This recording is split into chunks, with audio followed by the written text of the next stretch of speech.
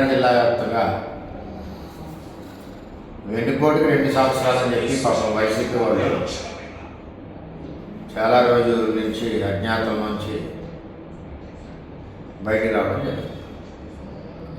అసలు ప్రజలే ఎన్నుపోటు పొడిచారు. నీకు ఎన్నుపోటు అంటే ప్రజలకు నువ్వు ఎన్నుపోటు పొడిచావు కాబట్టి ప్రజలకు నీకు కత్తిపోటు పొడిచారు.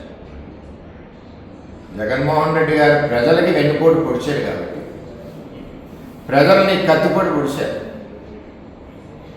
ఎన్ని కత్తిపోటులు పొడిచారు? 174 నియోజకవర్గంలో 11 తీసేస్తే 163 కత్తిపోట్లు పొడిచారు. 163 అవుట్. ఈ 11 మంది అక్కడక్కడ పారిపోతే వీళ్ళు మిగిలేదు.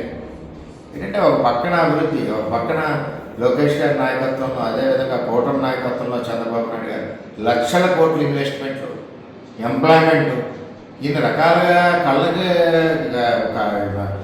కళ్ళద్దాలన్నా ఉన్నారా, లేకపోతే కళ్ళు మూసుకుని ఉన్నారా, కనపట్టలేదా మీకు? మనకి ఇక్కడ తీసుకోండి, గ్రీన్ అమోనియా కాకినాడ తీసుకోండి, దగ్గర వేల కోట్ల ఇన్వెస్ట్మెంట్. ఇక్కడ మన పక్కన ఇన్వెస్ట్మెంట్ వస్తే మీరు గుడ్డిగా ఏమీ లేదని ఏం మాట్లాడతారండి? మీరు పెన్షన్లు ఎన్నాళ్ళు పెంచారు? ఇస్తా 200, 100, మేము ఒకేసారి 4,000 ఇచ్చాం. అది దమ్మంటే చంద్రబాబు నాయుడు దమ్మంటే. ఒకేసారి 4,000, ఉచిత బస్సు, ఉచిత గ్యాస్ సిలిండర్, అన్ని కార్యక్రమాలు. ఇవన్నీ మీరు ఈ కార్యక్రమాలు అన్నీ వదిలేసి ఏ అవ్వలేదు. Super success. ఎవరికి రాలేదండి? ఎందుకు మాట్లాడడం? లేదు మాట్లాడడం ఎందుకు?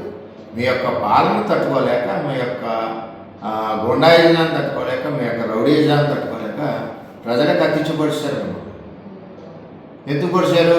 మీరు ప్రజలకు ఎన్నుకోటి పొడిచారు కాబట్టి. అంచేత మీరు ఎన్ని అనుకున్నా సరే పరిపాలన చక్కగా సాగుతుంది, రోడ్లు బాగున్నాయి. మీరు మోటార్ సైకిల్ ర్యాలీ చేశారు కదా, ఎంత బాగున్నాయి రోడ్లు చెప్పండి. ఒకటి మీద ఒకటి బట్టి పాడి చేతికి విరిగిపోను చాలామంది కార్యకర్తలు. ఇవాళ ఒక్క కార్యకర్తకి, మీ కార్యకర్త దెబ్బ తెలకుండా రోడ్లు ఉన్నాయి, ప్రజలకు దెబ్బ తెలకుండా. ఇవాళ మన ర్యాలీలో ఈ గోతులో పడి ఆ మోటార్ సైకిల్, ఆడిపో గోతులో పడి ఈ మోటార్ సైకిల్ పడి కాడి చేతికి విరిగిపోను. అంచేత ఏదైనా చంద్రబాబు పరిపాలన పేరెట్టడానికి సరిపోదు. మళ్ళీ బ్రహ్మాండమైన అఖండ విజయంతో కూటమి గెలిస్తే 2029లో మీరు ఈ తప్పుడు ఎన్ని మాట్లాడినా సరే ప్రజలు నమ్మే ఉద్దేశం లేదు. ప్రజల పొట్టలో పోటు పొడిచారు. మీరు అన్నా క్యాంటీన్ ఇచ్చాం, రైతులకి కార్యక్రమం పూర్తి చేసాం, తల్లికి వందనం చేసాం.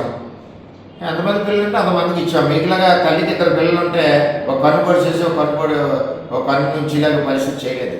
ఇవన్నీ కనపడుతున్నా మేము చెప్పుకోవాల్సిన పని లేదు. ప్రజల గుండెల్లో ఉన్నాయి, వాళ్ళు చెప్తారు. నీకు సమయం వచ్చినప్పుడు మళ్ళీ 11 నుంచి ఒకటో, ఈ ఒకటో, ఆ ఒకటో మీకు